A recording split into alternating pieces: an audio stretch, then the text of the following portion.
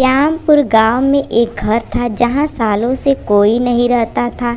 लेकिन उस घर के सामने गांव के सारे लोग अपने अपने घरों से रोटियां लाकर रखते हैं और थोड़ी ही देर में वो रोटियां गायब हो जाती हैं। सबको ये पता होता है कि उस घर में रहने वाले चुड़ैल रोटियां खाती हैं, क्योंकि जिस दिन किसी घर से रोटी नहीं जाता उस घर में अगले दिन खाना नहीं बन पाता और अजीब अजीब सी आवाज़ें आने लगती हैं। एक दिन एक परिवार गांव में नया आता है। परिवार में एक अम्मा और उसका बेटा मोहन रहता है। मोहन, बाजार से जाकर खाना बनाने का सामान लेकर आ जा। ठीक है अम्मा, जाता हूँ। और मोहन सामान लेकर आता है और अम्मा खाना बनाने में जुट जाती है। वो लोग गांव में नए रहते हैं और उन्हें कोई बात भी नहीं पता है कि उनको घर के सामने रोटी रखना है। अब अम्मा खाना बना देती है और मोहन और अम्मा खाना खाकर सो जाते हैं। अगली सुबह जब अम्मा खाना बनाने जाती है तो रोटी ही नहीं बनती, गायब हो जाती और अजीब सी आवाज़ें आने लगती हैं। मोहन, मोहन। हाँ अम्मा, क्या हुआ? मैं रोटी बना रही हूँ और रोटियाँ गायब हो जा रही हैं और अजीब अजीब सी आवाज़ें आ रही हैं, जैसे कोई हंस रहा हो। ऐसा कैसे हो सकता है अम्मा? आप ना मेरे सामने रोटी बनाओ, मैं देखता हूँ। जैसे ही अम्मा रोटी बनाती है रोटियां गायब हो जाती हैं और हंसने की आवाज़ आती है। मोहन भी चौंक जाता है। अरे अम्मा, ये कैसे हो रहा है? कहीं इस घर में कुछ है तो नहीं? दोनों घबरा जाते हैं, गांव के मंदिर में जाते हैं और पंडित से पूछते हैं कि उनके साथ ऐसा क्यों हो रहा है। बेटा, गांव के बीचों बीच एक घर बना है। रोज उस घर के सामने 2-4 रोटी सुबह शाम रख दिया करो, तुम्हारी परेशानी दूर हो जाएगी।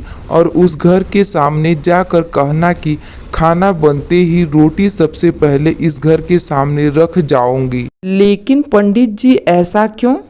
मोहन के पूछने पर पंडित जी बताते हैं कि बहुत समय पहले की बात है। इस घर में एक औरत रहती थी। उसके घर में खाने के लिए कुछ नहीं था और उसके पास कोई काम भी नहीं था, तो वह लोगों के घर से रोटियां चुरा लेती। एक दिन उसने सरपंच के घर से रोटियां चुराई और सरपंच ने उसे ऐसा करते पकड़ लिया। इसके बाद सरपंच ने उसको सज़ा दी कि उसे कोई खाना नहीं देगा और उस घर में उसे बंद करवा दिया गया। उसकी उसी घर में मौत हो गई और उसके बाद वो चुड़ैल बन गई। तभी से उसके घर के सामने सबको रोटी रखना पड़ता है। जैसे ही कोई नहीं रोटी रखता उसके घर में परेशानी बढ़ जाती है। तो आप लोगों ने कुछ किया क्यों नहीं, जिससे इसको इस योनि से मुक्ति मिल जाए? हम बहुत कोशिश किए, लेकिन वो इस गांव से जाने को तैयार ही नहीं है। ठीक है पंडित जी।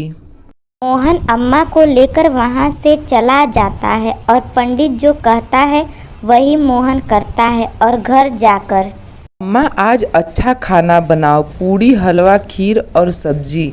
आज कुछ है क्या बेटा? नहीं अम्मा, बस अब आप रोज अच्छा अच्छा खाना बनाइए। कुछ दिन और मुझे एक थाली परोस कर दीजिए। को कुछ समझ नहीं आता कि मोहन ऐसा क्यों कर रहा है। आप परेशान मत हो अम्मा, सब ठीक है। मैं ये खाना इसलिए बनवा रहा हूँ कि जब हम रोटी वाली चुड़ैल को ये खाना खिलाएंगे तो वो कितनी खुश हो जाएगी। ठीक है बेटा। अब मोहन थाली लेकर जाता है और रोटी वाली चुड़ैल के घर के बाहर बैठ जाता है और कहता है कि चुड़ैल अम्मा, बाहर आ जाओ, मैं तुम्हारे लिए पकवान लाया हूँ। मैं तुमको अपने हाथों से पकवान खिलाऊंगा अम्मा। इतने में चुड़ैल मोहन के सामने आती है और मोहन उसको खाना खिलाता है और सारा गांव उसको देखता है। और मोहन रोज चुड़ैल को पूछता है कि उसको खाने में क्या खाना है और रोज उसको अच्छे अच्छे पकवान खिलाता है। एक दिन, चुड़ैल अम्मा, ये बताओ तुम यहाँ अकेले कैसे रह लेती हो? तुमको बुरा नहीं लगता? लगता है, लेकिन मेरे साथ कौन रहेगा बेटा? आप वहाँ क्यों नहीं चली जाती जहाँ आपके जैसे ही लोग हों? हाँ बेटा, बात तो सही कह रहे हो। अम्मा वहाँ आपको अच्छा लगेगा। एक काम करो बेटा, वो लोटा मेरे घर के अंदर है, उसको जाकर नदी में बहा दो, मुझे मुक्ति मिल जाएगी। अब मुझे इस गांव से और गांव वालों से कोई परेशानी नहीं है। ठीक है अम्मा। और मोहन ऐसा ही करता है और पूरे गांव को रोटी वाले चुड़ैल से मुक्ति मिल जाती है। अगर हमारी यह कहानी आप लोगों को पसंद आई तो प्लीज़ हमारे चैनल को लाइक करें, सब्सक्राइब करें और ज़्यादा से ज़्यादा इसे शेयर करें। धन्यवाद।